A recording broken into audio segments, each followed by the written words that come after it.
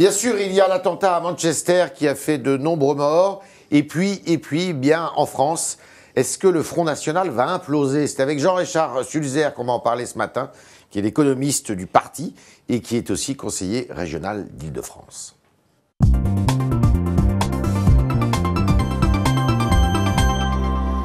Jean-Richard Sulzer, bonjour. Bonjour Yves Trard. Attentat à Manchester, votre réaction? Évidemment, je partage le deuil de nos amis britanniques.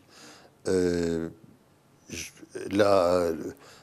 dirais que malheureusement, nous avions prévenu au Front National quant au danger de l'islamisme, du salafisme, de l'immigration débridée. Quand Marine Le Pen dit « mais avec moi, il n'y aurait pas eu d'attentat en France », parce qu'il y a eu des attentats récemment, aux Champs-Élysées, c'était réaliste? Disons que le problème, c'est de bloquer. On ne connaît pas encore l'identité de la personne qui s'est fait sauter. Le problème, c'est de savoir comment il a pu rentrer en Grande-Bretagne, par quel canal, qui est-ce.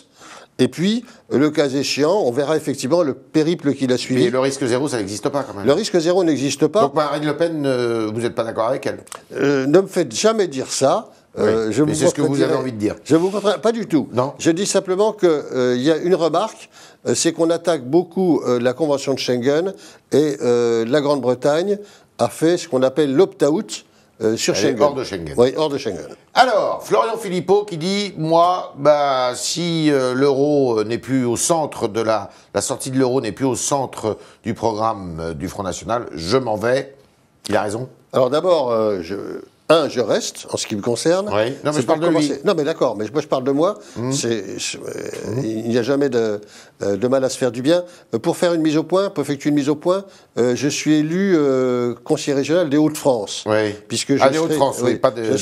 Je serai candidat au sénatorial dans le Pas-de-Calais. Donc les gens comprendront pas. Philippot. Voilà, oui. Florian Philippot. Écoutez, je crois que c'est ce chantage intervenu le premier jour, pratiquement, de la campagne législative, est plutôt malvenu. Il est odieux? Odieux, je ne sais pas. Il est très peu apprécié. Vous n'êtes pas sur la ligne de Florian Philippot? C'est le moins qu'on puisse dire. D'accord. Donc vous lui dites partez, bon vent? Non, je ne dis pas partez, je dis vous êtes parti. Déjà, il s'est déjà exclu. Oui, je regarde l'article 8 des statuts, perte de la qualité de membre. La qualité de membre de l'association se perd, point 3, par l'adhésion à une autre formation politique. Lui, c'est une association. C'est pas possible d'avoir une association à l'intérieur du Front National? Non, puisque Marine n'a pas autorisé Marion Maréchal à avoir la sienne.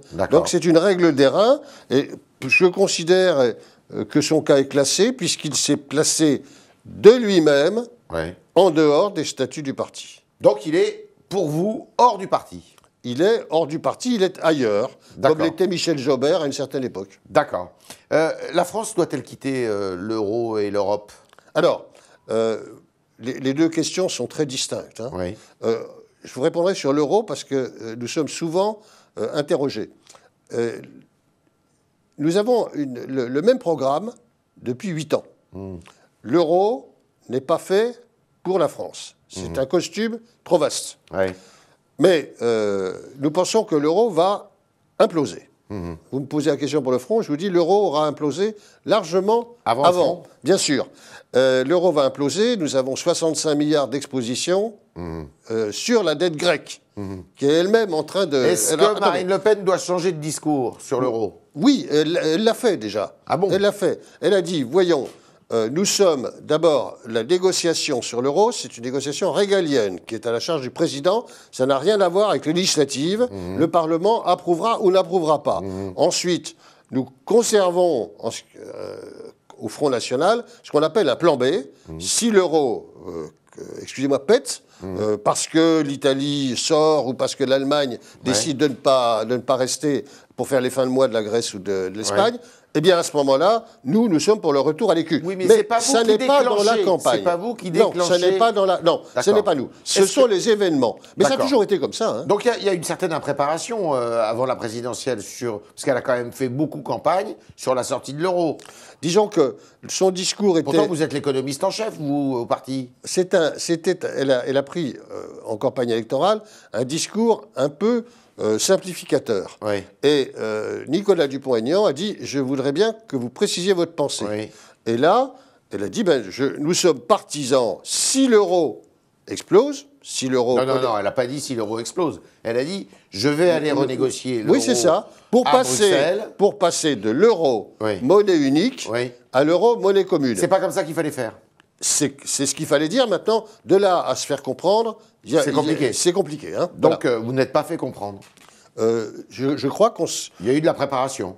De l'impréparation, non, c'est une question extrêmement technique. Est-ce que vous êtes d'accord avec Bernard Monod, l'autre économiste en chef du Front National À 1000%. À 1000%. C'est nous qui avons écrit le programme. Donc vous l'avez mal écrit, le programme, puisque on l'a très bien écrit. Simplement, nous sommes partis sur des points prioritaires, sur un certain nombre de points, et qui étaient assez simplificateurs. Et qu'est-ce qui vous distingue de Florian Philippot, en fait, sur ce sujet? Lui, il est pour la sortie immédiate, inconditionnelle, si Marine avait été élue, pour la sortie immédiate, inconditionnelle de l'euro, sans savoir si on y allait seul, Oui. ce qui était très dangereux, Oui. et sans savoir où on allait, Oui. parce que dire qu'on sort de l'euro, ça veut dire que la valeur du franc sera fixée par rapport au dollar, Oui. ça veut dire la dollarisation de l'économie française. Oui. Nous ne sommes pas du tout sur cette longueur d'onde. Donc vous en parlez au passé de Florian Philippot, vous. Je parle au passé des présidentielles. Vous m'excuserez. Et de Florian Philippot, vous dites qu'il s'est exclu de lui-même. Je crois que beaucoup de gens au Front National commencent à parler de lui au passé. C'est un minoritaire dans le Front National? Oui. Entre la ligne de Marion Maréchal Le Pen, qui est une ligne davantage identitaire, et celle de Florian Philippot, qui est très étatiste et anti-européenne, vous choisissez laquelle? Notre programme économique est plutôt étatiste. Mais Oui. si j'avais un choix personnel à effectuer, Oui. qui ne se pose pas à ce jour, puisque nous avons une présidente qui est Marine Le Pen, il est évident que je suis beaucoup plus proche de Marion. Donc elle ne vous écoute pas, Marine Le Pen, alors?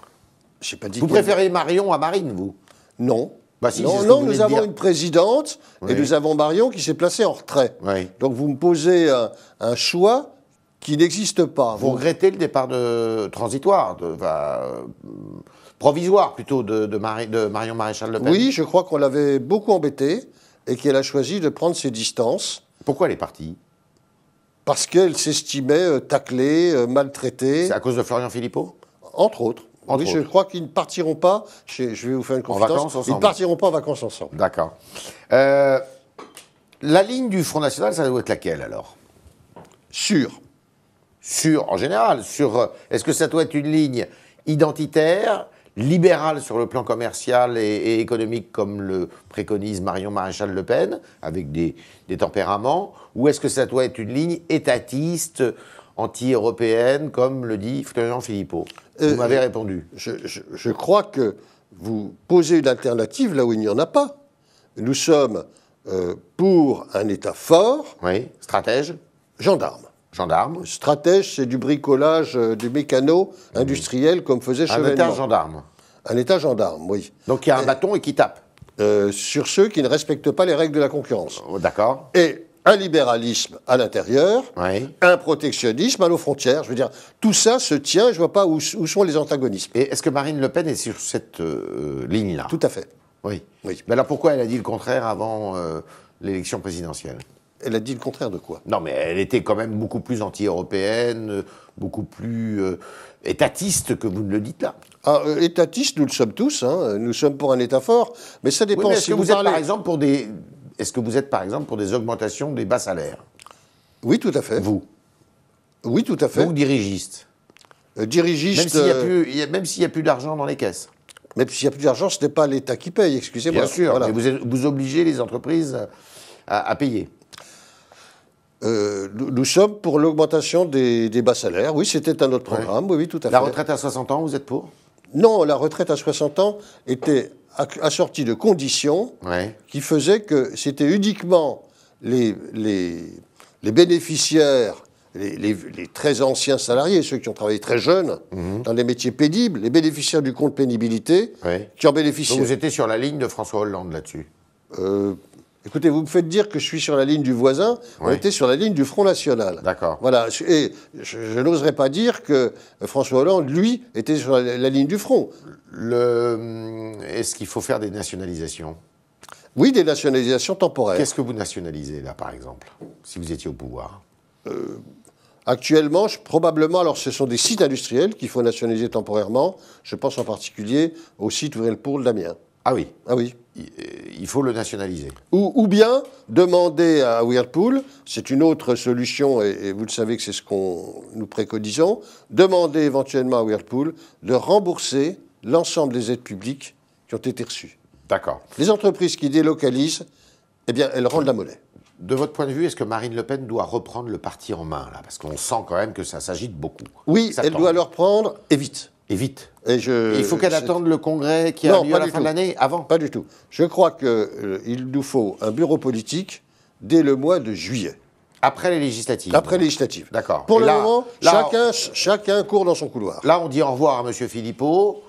On fait des mamours éventuellement à Marion Maréchal Le Pen pour qu'elle revienne. Et on fixe une ligne. Écoutez, je ne m'appelle pas Marine Le Pen, je ne suis pas dans sa tête, oui. Et donc je ne répondrai pas à votre question. Vous lui avez conseillé de réunir un bureau politique au mois de juillet? Je vais lui demander, oui. Oui. Comment vous allez lui demander? Oh, de vive voix. Ici même, vous lui demandez? Oui, entre autres. Mais nous ne pouvons pas rester, un parti politique ne peut pas rester sans réunir son conseil d'administration. Je suis désolé. Les législatives, combien de sièges à votre avis?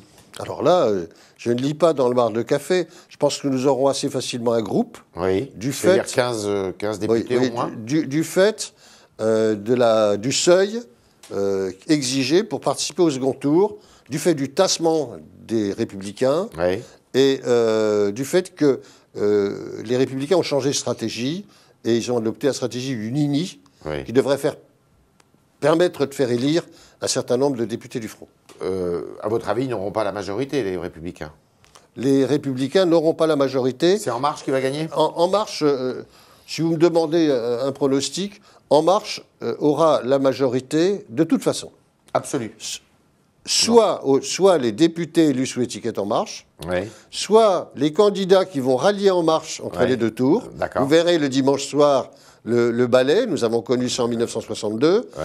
Ou bien des candidats qui vont s'apparenter à En Marche une fois réélus le soir du second tour. Donc je crois que Macron aura les mains libres à l'Assemblée, en toute hypothèse. C'est regrettable, mais c'est comme ça. Jean-Richard Sulzer, donc vous êtes conseiller régional des Hauts-de-France et non pas l'Île-de-France, mais vous êtes aussi candidat à la rentrée au sénatorial? Oui. Je suis candidat à l'investiture, oui. Et vous êtes candidat à l'investiture, vous l'aurez? Oh, j'ai eu des sollicitations pressantes de mes amis. Donc vous serez dans les Hauts-de-France aussi? Ah oui, mais dans le Pas-de-Calais. D'accord. Est-ce que vous pensez que vous pouvez faire une entrée au Sénat?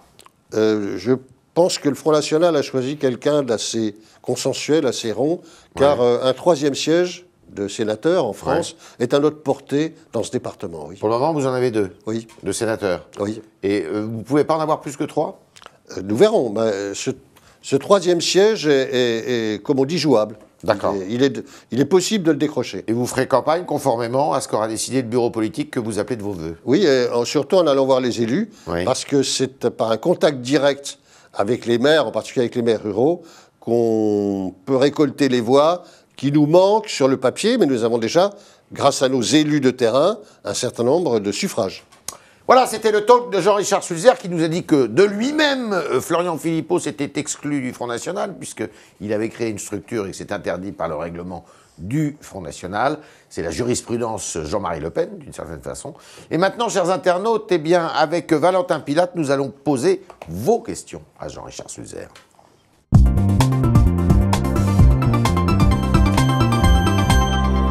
Valentin, bonjour. Bonjour Yves, bonjour Jean-Richard Sulzer. Bonjour.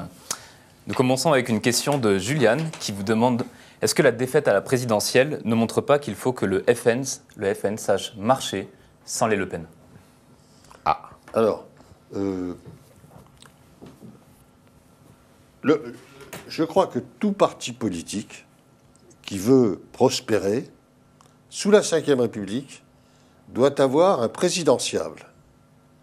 Et c'est une règle d'airain, sinon nous nous retrouverons au rang des radicaux de gauche et autres. Nous devons avoir impérativement un présidentiable, et je ne vois pas actuellement dans nos rangs, hormis des membres de la famille Le Pen qui sont des dames pleines de qualité, je ne vois pas d'autres candidats émerger. Marion pourrait être une présidentiable aussi. Marine a fait savoir. Marion Maréchal Le Pen. Marine a fait savoir hier que sa présence en 2022 ne s'imposait pas à tout prix, enfin d'après ce que j'ai compris dans son interview. Effectivement. Voilà. Donc ça veut dire que Marion Maréchal Le Pen pourrait la remplacer. Avec le consentement de Marine, qui est très aimé, il faut le savoir, très aimé dans le parti. Et il n'y en a pas d'autres dans vos rangs qui pourraient briguer cette... je crois que nous avons cité un dénommé Florian Philippot, qui veut être calife à la place du calife, et il ne se rend pas compte qu'il n'est pas très populaire au sein du Front. D'accord. Est-ce que cela pourrait impliquer un changement de nom du parti, tout comme Jean-Christophe Cambadélis qui l'a suggéré hier pour le Parti socialiste? Il en est question aussi, chez vous. Oui, il en est question depuis tellement longtemps qu'on finit par oublier ce projet. Beaucoup de membres du Front, depuis que Marine a introduit une certaine dédiabolisation, beaucoup de membres du Front pensent que ce serait là un mauvais calcul. Vous le souhaitez, vous, personnellement? Et vous, personnellement? Moi aussi, oui. On ne va pas... Ça sera un mauvais calcul? Oui, on ne va pas prendre les Renault et les appeler d'un autre nom. Du Bitru parce que ça fera jeune, voilà. D'accord. On a Enous qui nous demande si vous êtes satisfait de la gestion économique des villes FN tenues par des maires. Je suis l'adjoint aux finances dans Denain-Beaumont. Je peux vous dire que ça marche bien. Nous en sommes à notre 5e baisse d'impôts. Et les gens n'y sont pas sensibles, puisque les lotissements se construisent, que les gens sont souriants et que les commerces se développent. Je peux vous dire que ça marche très bien. Nous avons Philippe, qui vient du Nord, justement, et qui vous demande si vous aviez une initiative locale en termes de sécurité qui pourrait fonctionner à l'échelle nationale. Alors, oui. Nous avons créé une police... Beaumont et pas dans le Nord, dans le Pas-de-Calais. Non, Pas-de-Calais, mais enfin, c'est à côté. On est chez les Ch'tis. Voilà, on est chez de France. Tout à fait d'accord. Nous avons pris une initiative qui consiste à renforcer la police municipale, à créer un poste de police municipale qui serait équipé d'une vidéoprotection. Et ce poste de police est équipé de façon à pouvoir fonctionner 24 heures sur 24. C'est le cas dans beaucoup de villes. C'est le cas dans beaucoup de villes, mais ce n'est plus le cas pour la police nationale à Hénin-Beaumont. D'accord. Donc, à Hénin-Beaumont, seule la police municipale a un dispositif de vidéoprotection. Non, le dispositif sera totalement déployé en même temps que la fibre. On va faire d'une pierre deux coups. Il sera mutualisé entre les deux polices? Je pense que oui, bien sûr. Tout le monde travaille ensemble sur le projet. Nous serons peut-être la dernière ville du bassin minier à être équipée de la vidéoprotection, mais on fera le travail bien, et surtout avec un poste d'observation et quelqu'un, un policier derrière l'écran, 24 heures sur 24. Nous avons Benjamin qui rebondit un peu sur ce que vous disiez tout à l'heure. Est-ce vraiment une bonne idée pour Marine Le Pen de se représenter, de se relancer dans une bataille électorale? En 2022. Non, là, pour les législatives. Pour les législatives. Ah oui, c'est une très bonne idée. Oui, oui. Elle ne peut pas dire suivez-moi à cheval chargé et elle rester à l'écurie. Vous étiez en désaccord avec Collard, alors, là-dessus? Collard était plutôt sur la ligne oui. Elle est fatiguée. Oui, bah écoutez, nous ne sommes pas des vrais jumeaux. Oui. Voilà, d'ailleurs, Gilbert Collard. Gilbert Collard n'est pas au Front National. Gilbert Collard n'est pas au Front National, mais vous le regrettez? Je crois qu'il a l'intention d'y adhérer. D'accord. Comment expliquez-vous le temps qu'il a fallu à Marine Le Pen pour prendre la parole avant de se déclarer candidate aux législatives? Je crois qu'elle réfléchissait, elle se posait les mêmes questions que celles que vous venez de me poser. Dois-je y aller? Elle est présidente de groupe au Parlement européen, alors que là, elle risque de se retrouver députée non inscrite, si jamais nous n'avons pas les 15 élus. Ouais. Mais nul doute qu'elle sera élue. Et puis elle s'est rendue compte ensuite, bien que nous rallions parce que les décisions sont souvent prises à Bruxelles, elle se rend compte que les journalistes, eux, ils ne sont pas à Strasbourg, ils sont salles des 4 colonnes. Donc vous seriez plus fort, effectivement, à l'Assemblée nationale qu'à c'est elle qui l'a estimé. Et, ça a été son choix. Nous n'avons pas essayé de l'influer, mais elle a cédé. Si vous devenez sénateur, est-ce que vous lâcherez votre poste d'adjoint aux finances? le poste d'adjoint et le poste... compatible. Ah oui, il est compatible. Et puis, alors je serai à ce moment-là conseiller municipal, je serai obligé de revenir. Oui, c'est ça. Puisque Vous resterez, vous ne pourrez pas C'est une ville de moins de cumuler. 30 000, hein, mais Vous ne pourrez enfin, pas bon, cumuler. oui, je ne peux pas cumuler. D'accord. Oui, tout à fait. Dernière question. Nous avons Marion qui vous demande si justement Marion Maréchal Le Pen, n'est-ce pas au final une bonne chose qu'elle ait quitté le Front National? Elle n'a pas quitté le Front National. Elle s'est retirée de Elle ses s'est fonctions. retirée provisoirement. Elle s'est retirée provisoirement, mais elle n'a pas rendu sa carte. Ça reste une militante, et je pense qu'il va y avoir des candidats qu'elle va aller soutenir. Attendez, dire qu'elle a quitté le Front, c'est une grossière erreur. C'est une question justement, d'où le fait de pouvoir l'éclaircir ici. Pardon? C'est une question. C'était une question. Non, elle Vous est pas l'éclaircissez. elle une reste question. au front. Elle n'a jamais dit qu'elle quittait le front. Elle a D'accord. dit simplement qu'elle ne se représentait pas dans le Vaucluse. Voilà, c'était vos questions, chers internautes. Merci, Valentin. Questions auxquelles, Jean-Richard Sulzer a répondu ce matin. Merci à vous, Merci, Jean-Richard Jean-Richard. Sulzer.